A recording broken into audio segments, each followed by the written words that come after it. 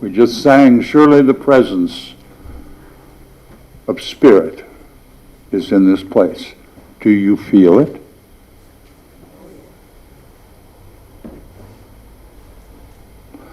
I have been given the label a long time ago of being very special. They call it clairsentient. I can feel people's energies, not clairvoyant, just clairsentient. And that's not really special. All of us can do it if we intend to do it. If we let down all of our armor and walls and safety devices that prevent us from being vulnerable. But you can feel this presence that you feel when you walk in this really special room. You can feel it at Safeway. You can feel it on the bus. You can feel it working in a soup kitchen. You can feel it any time you choose to allow yourself to feel the presence of Spirit, the presence of love, the presence of humanity. It's everywhere. And when we walk in the door here, part of why we feel is we let down. This is a safe place. We don't have to have our guard up. This is a safe place. We allow ourselves to hear things that might make us a little uncomfortable, or hear things that touch some pretty soft places inside. We allow that because this is a safe place. My friends, almost everywhere is a safe place. Safe enough to let down your guard, to feel the presence of Spirit. Something to ponder, and so it is.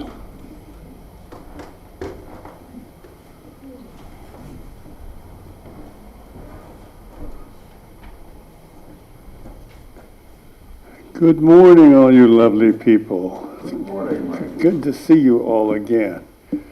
Small but mighty, right? In anticipation of Thanksgiving, I'm going to tell you a story. A short story, I promise.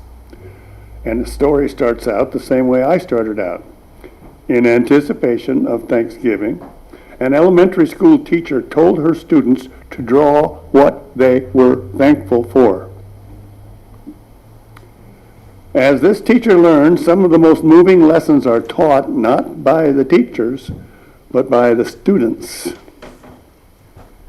When Mrs. Klein first told her first graders to draw a picture of something in which they were thankful for, she thought how these children, who all came from rough backgrounds and not so very good neighborhoods, actually maybe didn't have a whole bunch to be thankful for. So she figured that most of the class would probably draw pictures of a turkey or of a table full of bounteous food and goodies. That was probably what they believed was expected of them. But what took Mrs. Klein back was a picture that one of the young students, by the name of Douglas, drew. Douglas is always sort of forlorn and kept to himself, and he was likely to be found in close contact with the teacher when they went out to recess.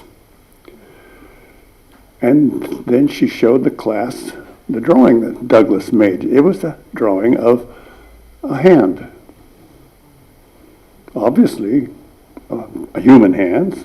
The class was actually captivated by that drawing of the hand. And they wanted to talk about it.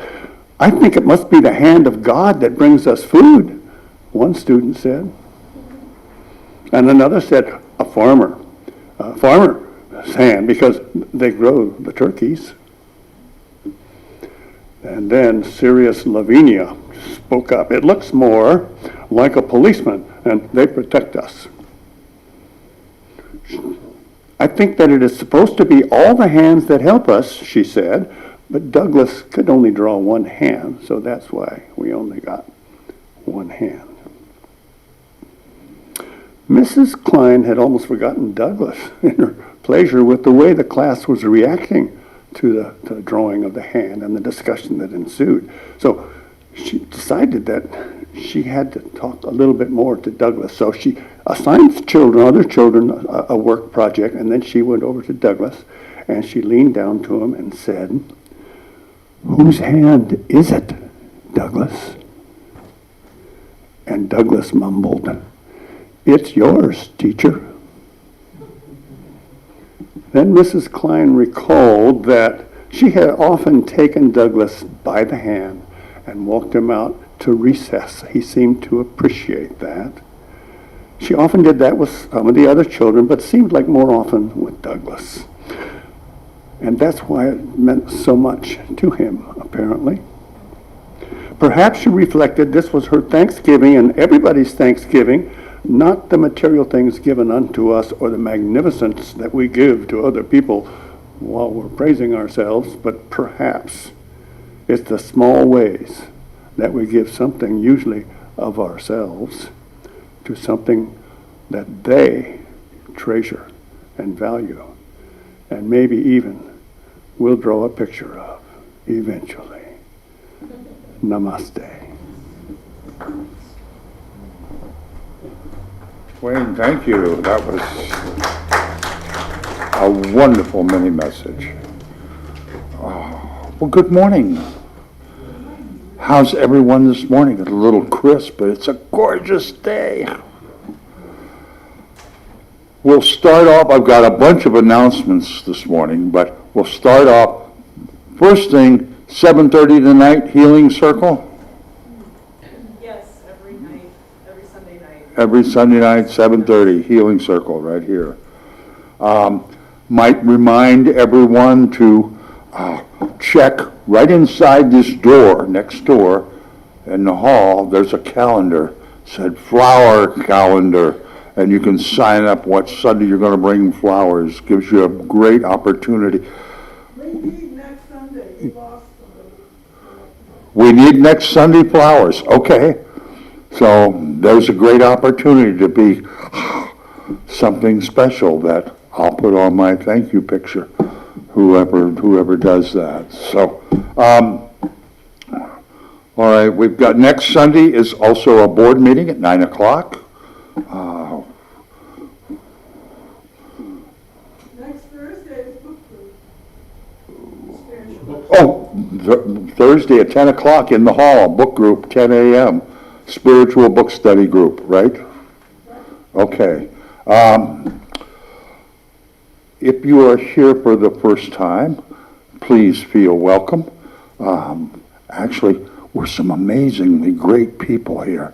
Once you get to know us, it just doesn't get better than this. And so, I had some more Oh, the 19th of November is a Saturday. It's like 2 weeks from yesterday.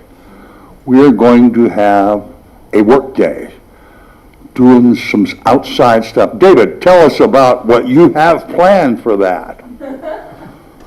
We're having a work day. Just finishing up some of the landscape that Kendra and Janet and Patrick, I can't remember who else was there. Jane, of course. Yes. And there's opportunities for everyone to participate regardless of age, capacity, or experience. We'll meet in the morning and then we'll break for lunch. So if you don't want to go out and chop plants, you can chop vegetables and serve lunch to those of us who are working outside. So that's the plan initially. That needs to be approved by the board, so we'll figure that out. Okay, I'm sure it will pass, like, probably anytime after 5:30 a.m. We're talking somewhere around 11, or 10 to 11. We still need to figure that Okay, we'll announce it some more next week, but that's another, we got some things to do outside, and I would like to thank David. He and I were able to get 99% of the roof done on the little shed back here. We got one more piece to put on, and maybe we can do it that day. So we'll have a new roof on it, and the stuff won't get wet inside. Another announcement, Wayne, you can read that and talk better than I can, because you're very much. All of us have an opportunity to bid on a discounted week in Palm Springs for a wonderful personal vacation. The information is back there on in the entryway, but the weeks currently available for next year are February 3rd, April 14th, June 23rd, November 10th. You get to bid on anywhere from $500 to $750 for the week, and the church benefits from that. So these are the weeks that are donated, and the church gets the benefits. It's a lovely condo, just We'll put beautiful. this back there, and you'll know the dates, and it tells you to contact me if you want more information or you want to make a bid. Cool, thank you very much, Wayne. Yes, I just have one more announcement I wanted to make, which is anyone who's interested in like kind of the faith healing, non-denominational experience that exists. And next Friday evening at the Embassy Suites in San Rafael, there's a healing service that Dave and I are going to be going to. It's from 7 to 10:30, and it's just a group that I've been involved with for a while that does like an ecumenical healing service, and people receive actual physical as well as mental and emotional healings. So if you want any more information about that, just ask me after church. okay. Something to mention for those of you who are new here is that we do have a coffee hour, a get-together next door right after service. So don't rush it off if you feel like socializing or drinking or eating or whatever. Okay, well, last week I made a promise.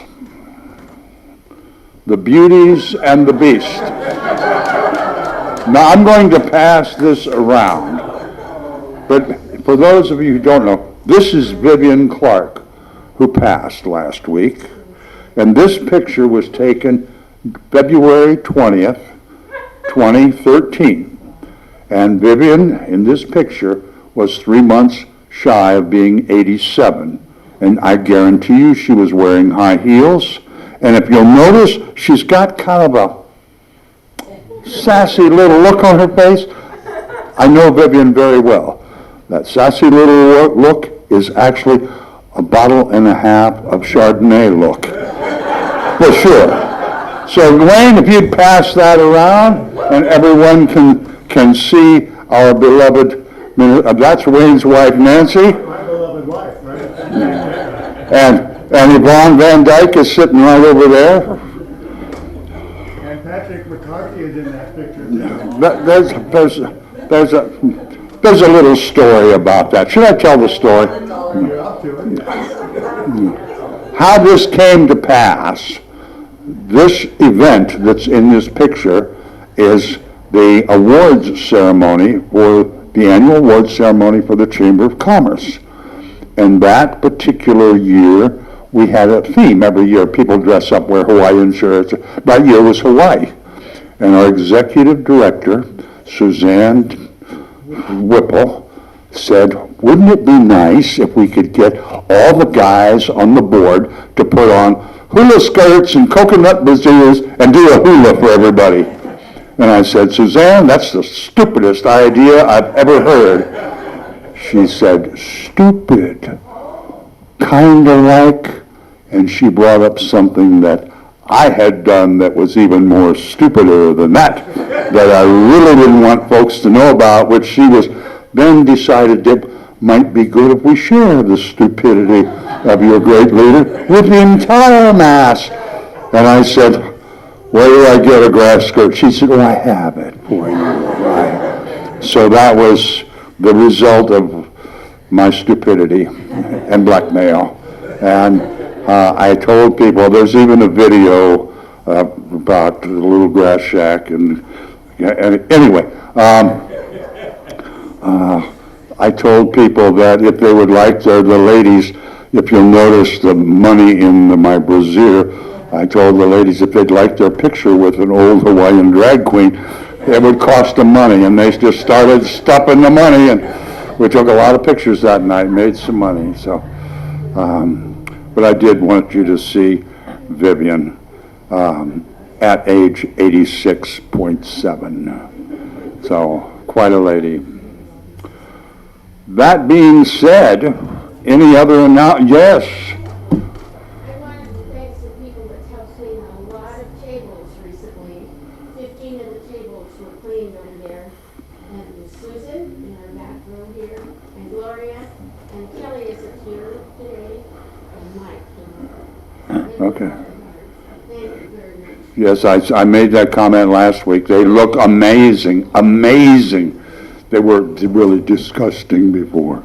I couldn't believe we actually put food on them. So anyway, thank you all. All right, any other announcements? Going once, going twice? Yes, Bonnie. I brought some pictures of a wonderful celebration of life for our son, and everybody's welcome to see them. Okay, maybe at fellowship right after our service? All right, we always have coffee and cookies next door, so that'd be a great time. Thank you, Bonnie. All right, anything else? Well, let's stand up and sing Flow, Spirits, Flow, and Wayne's going to play it through for us one time. We'll recognize the tune.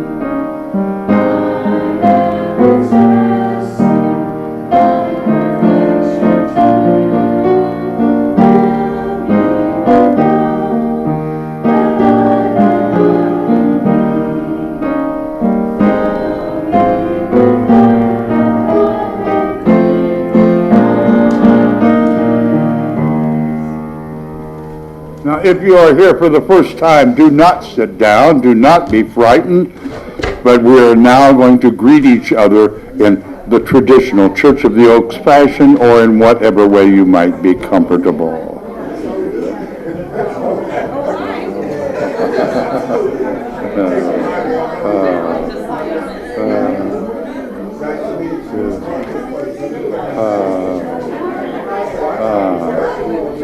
Justin. Good. Good. It's gorgeous. It's gorgeous. Click from the house to get here, and I thought it was power would make it for 7 days. I forgot it's actually 12. Most of the way I almost got here, turned to a bit of a job right at the fire station. That's hilarious.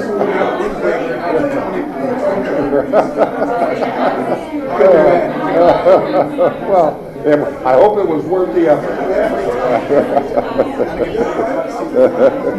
Good to see you, man.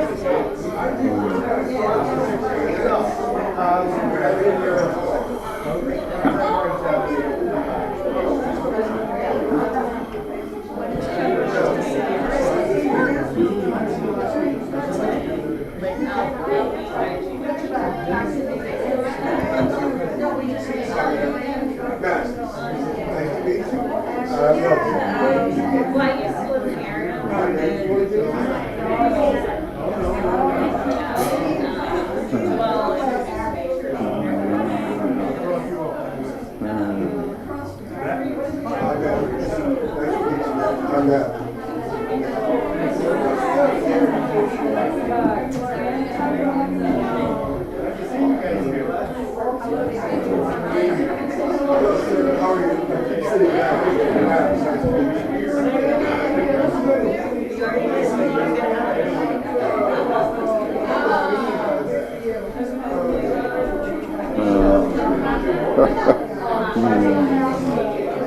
This is a good day, right? It feels.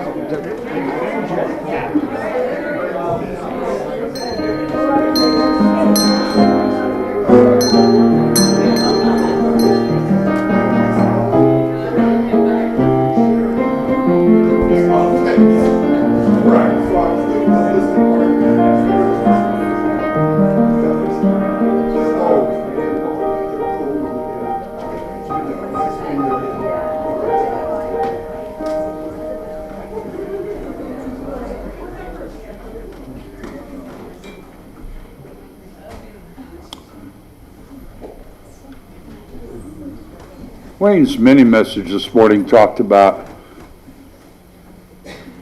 gratitude, being thankful. Ananda, would you come up here for a moment, please? I'm going to tell you a story, and he's going to kind of help me. We are always told by the media and stuff of how much crummy stuff is going on. Dark stuff, evil stuff, painful, suffering, hurtful stuff. Yeah, that's what they tell us.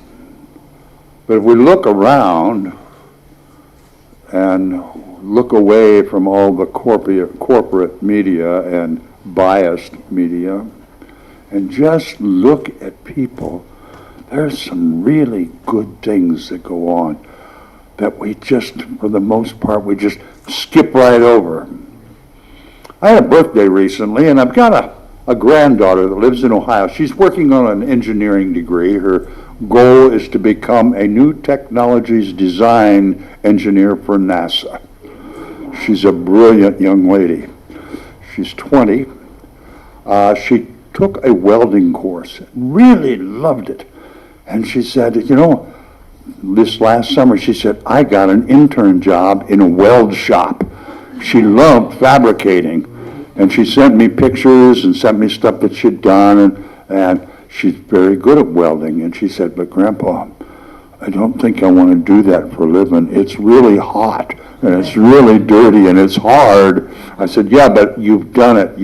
And she has a couple more weeks, and she graduates with a special certification certificate that her welds are blueprinted and X-rayed and all that stuff. It's just, she's really good. Well, she sent me a birthday present recently, and I said I didn't get it. She said, well, it said it was, the post office said it was delivered on the 29th. Well, I live out in the country, and since COVID started, once a week, my mailbox, all of our mailboxes out in our area get ripped off. And she sent me a picture of what she had done. This morning, I was so upset. I mean, darn it, they got to steal your mail. This morning, on my front step, found this in the ditch across from our house by our mailbox. It was already open, but thought it was cool. And somebody gave me this that my granddaughter had made. She cut out 12 pentagrams, whatever they're called. Pentagons, yes. And tacked them together and then welded it up. Walk that around and lets people see that. There is so much good going on. That is amazing for my granddaughter, who is 20, to have made that for her grandfather, who happens to be an engineer as well. And were it not for people caring and having decency out in the neighborhood where I call it Chateau Debris, I wouldn't feel like I feel this morning. I am so grateful. I am so happy. I am so proud of humanity. And I don't have those feelings often. Sometimes I have just the opposite feeling. But if we look, there's never a time when you can't look around you and see the grace and the beauty and the love and the compassion and caring of human nature. So, thank you for your mini message, Wayne. It just tied in with my bragging that I wanted to do this morning and my thanksgivingness, thankfulness. And for those of you who are here the first time, here we do something a little different. We ponder and think about and have gratitude for the abundance that flows through our lives in every facet, in our time and our talent, our thought and our treasure. And we don't pass the basket and ask for money. We try to help each other develop a consciousness of giving and sharing. And there's a basket in the back and there's envelopes. If you choose to give something, then you make the choice and the intention and you actually make a gift. And I think that's just different, way different.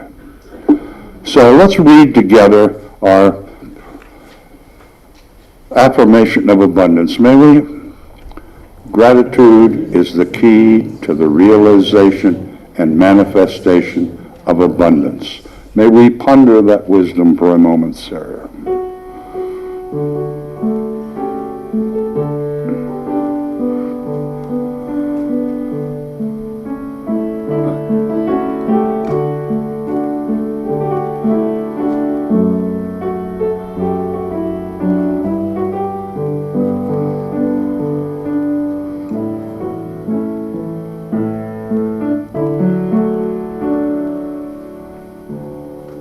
Thank you, Wayne.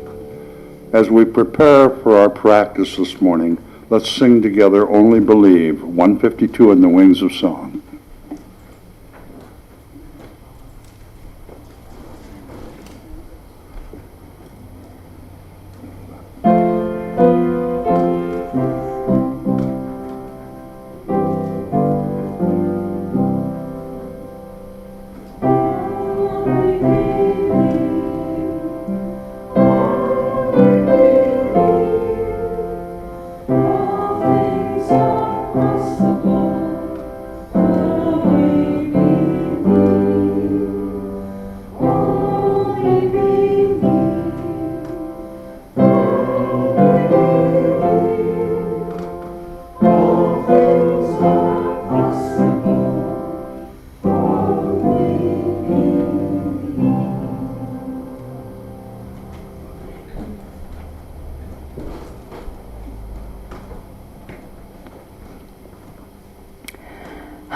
Good morning.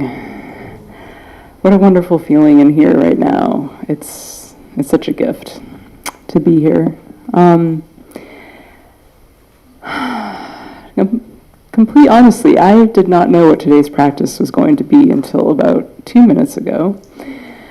So I was listening to everybody's sharing from up here about the gratitude and the goodness that just out of nowhere rocks us to our core, sometimes right in our own neighborhood.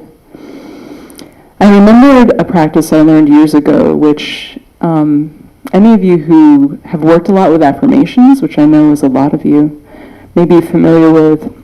And the key, as many of us know with affirmations, is to make them real now, and especially to use I am statements in your affirmations, because in doing so, you're acknowledging your wholeness. You're acknowledging that what it is you seek to experience within already exists there and simply needs to be claimed.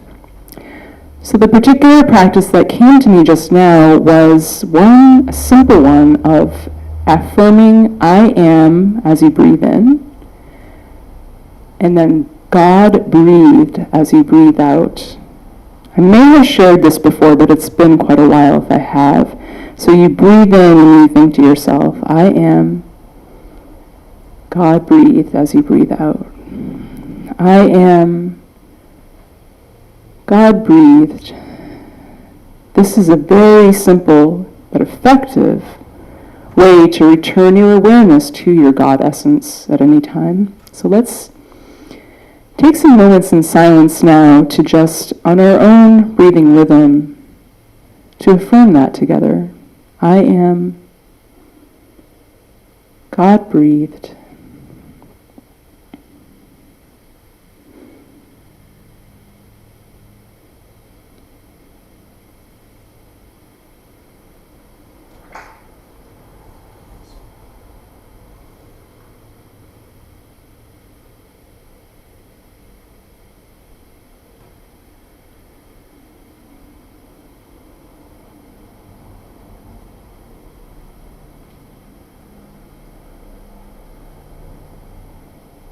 We are God breathed. Namaste.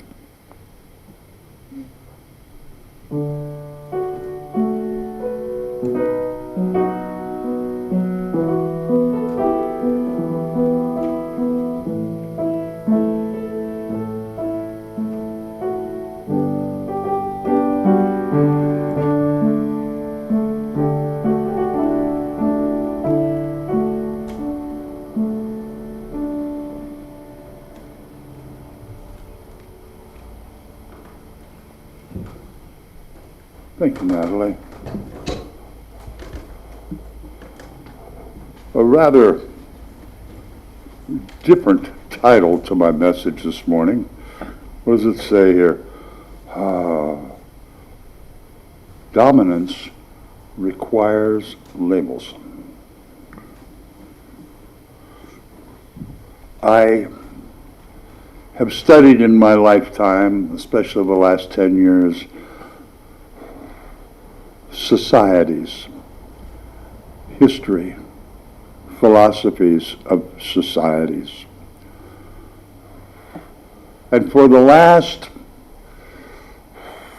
I'll say 4,500 maybe to 5,000 years of global societies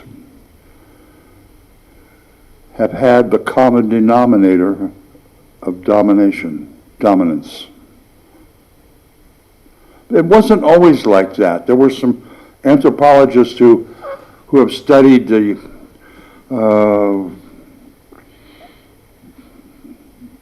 different societies, the Aboriginal societies. What's the other word I'm looking for? First, indigenous societies. Thank you. That where they didn't rule by dominance. It was more of a collective, a collaboration of people's abilities and qualities and intentions. It was much more peaceful. And if you look at some of the artifacts that they found from 6,000, 8,000, 10,000 years ago, they're quite different than the ones found in later societies. And to maintain this consciousness of dominance, I think labels were invented.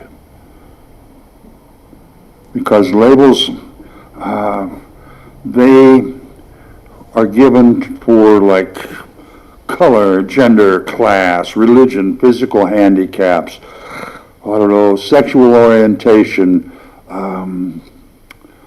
all these different facets of life that actually are devaluing in nature subliminally.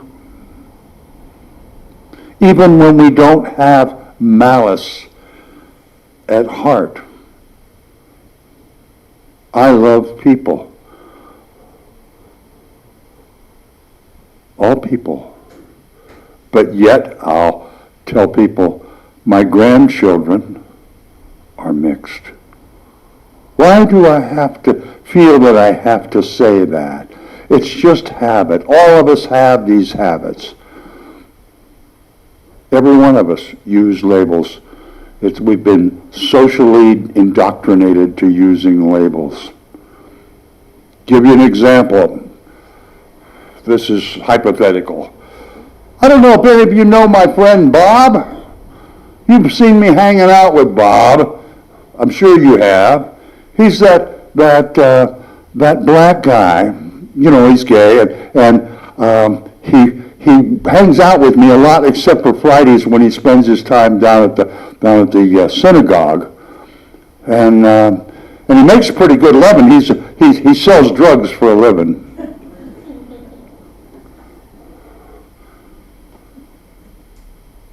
This dear friend of mine, what have I done to him with labels?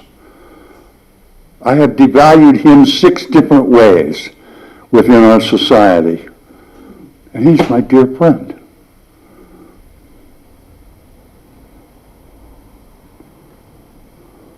Think about the labels we use. Listen to our leaders, our government. They spew, it's a never-ending fountain of labels, derogatory and devaluing in nature. Every sentence that comes out of their mouths, almost. My friends, we aren't going to change this world. We just aren't. But we can make some changes in our own lives that affect the consciousness of our world. And maybe the most important change we can make when it comes to these labels that are so required for the system that runs the world, maybe we can stop and think about the labels that we hook onto ourselves. I'm fat, I'm kind of disabled, so I got one of those blue things. I'm old. I creak when I walk. If I sit more than 30 minutes, I seize up.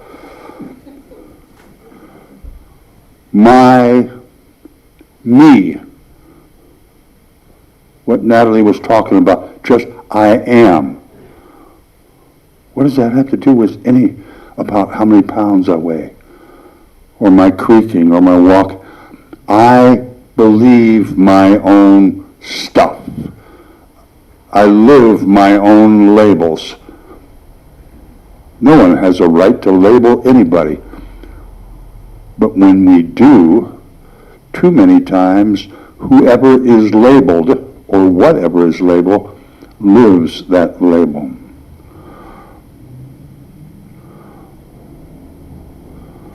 Eating chocolate cake is bad for you. Well, if you feel that, and you believe the label bad, chances are you're going to have a bad experience with chocolate cake. You will come up with something in your mind that says, oh, this is bad. So I'm going to get sick, I'm going to gain 3 pounds, my diabetes is going to go off the who knows? But when we plant the seeds of these labels, we live them. And the people we label live them. I've got a grandson, and his teacher told him, right here in Santa Rosa, Colin, you're not only fat, you're not very bright. When he was in the 3rd grade. He believes that to this day, no matter what I can say to the contrary. We always, us humans, we have such low esteem of ourselves because of what society labels us from the time we hear noise, that we believe these labels, especially the negative ones.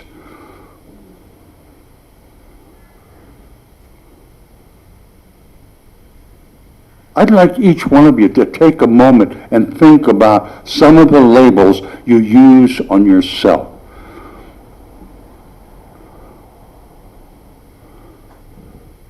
About your looks, your weight, your hair, your clothing, your income, your job, your relationships. I feel beat up and I'm not even part of you guys.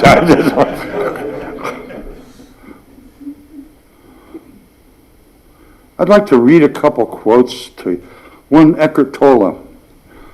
The quicker you are in attaching verbal or mental labels to things, or people, or situations, the more shallow and lifeless your reality becomes, and the more deadened you become to reality. And when you don't cover up the world with words and labels, a sense of miraculous returns to your life. Eckhart Tolle wrote that. And I think we could spend some time thinking about that.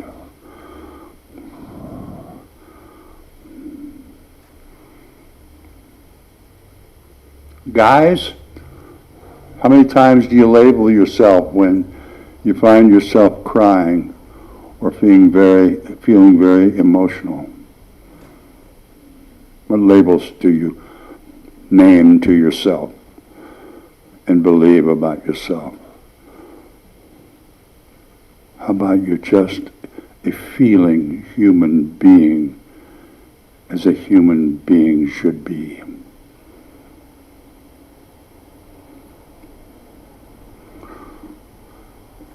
And ladies, they've written 1,000 books about the labels you give yourselves, about your appearance and your dress and fashion and your fingernails and your toenails and your ears and your jewelries. I don't have enough time, actually, to just list all the things that each one of you have your own labels for. And we believe the labels we tie onto it. We believe the crap in the magazines and on the television that tell us who we are, having never met us or spent a moment with us, but that they can label us.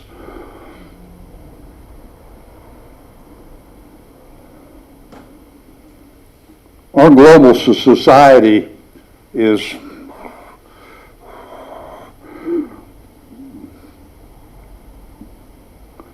spiritually wounded, perhaps mortally. And there's nothing we can do about that. This is just how it's turned out.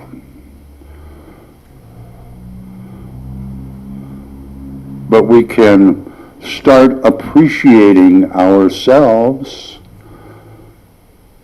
and the people we know around us. We can actually do that. We have the power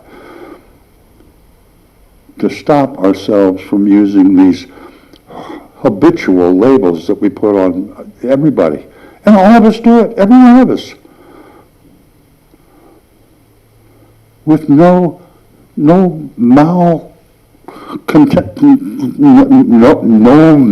malice intended at all.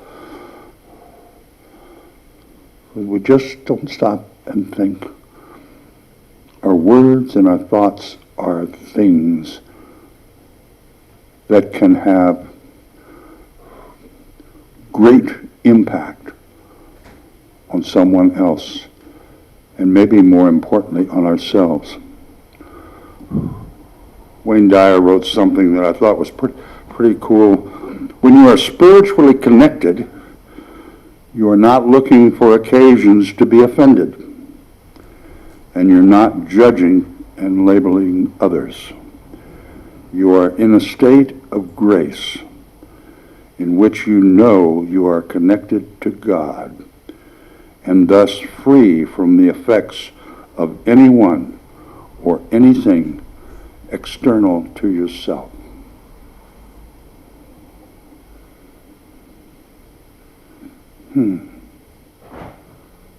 I'm curious about young people.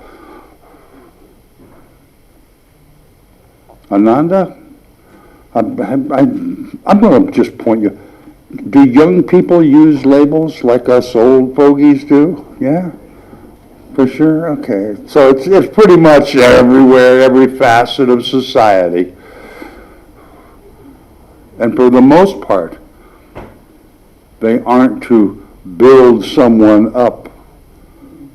They're to tear somebody down, to limit you, to devalue you, to put you in your place.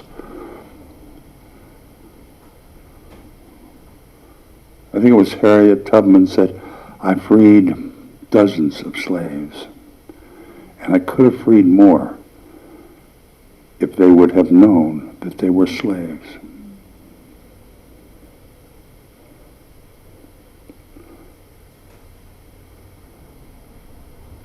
As I look around this room, I want to be the first one to raise my hand.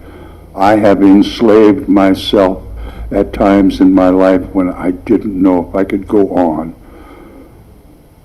because all of the judgment and all of the negativity and all of the devaluation I've done to this amazing, adorable gentleman.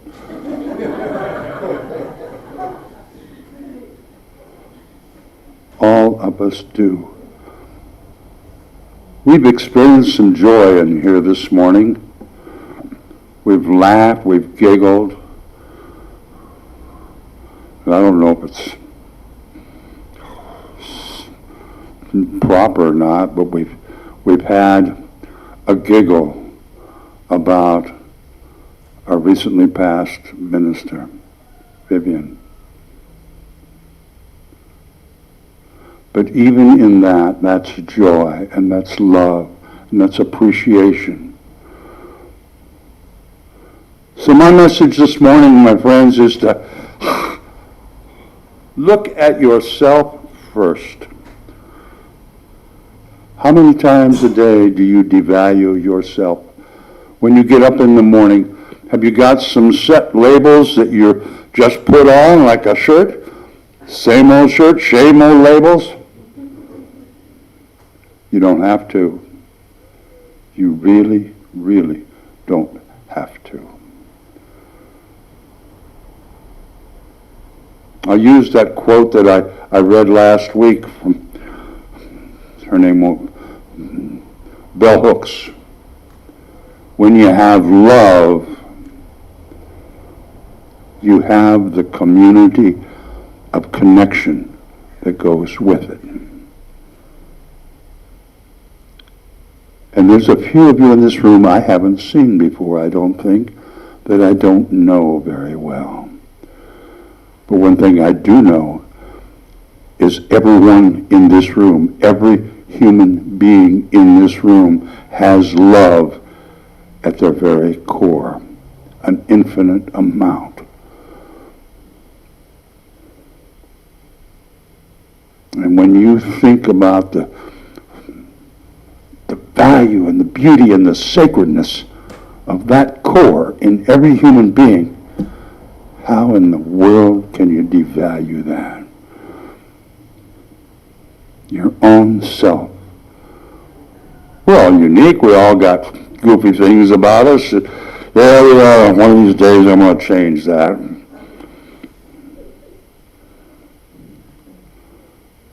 But every one of us is a creation of God, created intentionally for a purpose in this mystery experience we call life. And how dare any of us devalue that, intentionally or unintentionally. Maybe it's time we take a look at what we say and how we say it. I know I sure need a refresher course or 2 or 5 or 11, for sure. I'm so glad every one of you was here today. This is just, I feel great today. And please, wherever it's at, I want my birthday present back. My granddaughter's present to me, wherever it's at. All right, let's stand up and sing together with great exuberance. I've got peace like a river. Is that the right one? Did I say the right? Good. 3, 5, 6. In the wings of Saul. I believe.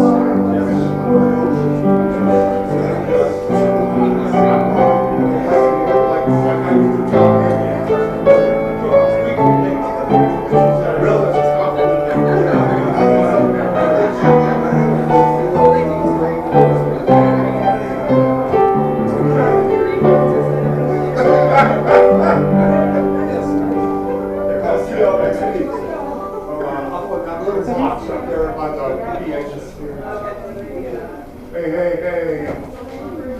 Thank you, and happy birthday for you tomorrow. You're gonna wake up old, a year older. I got some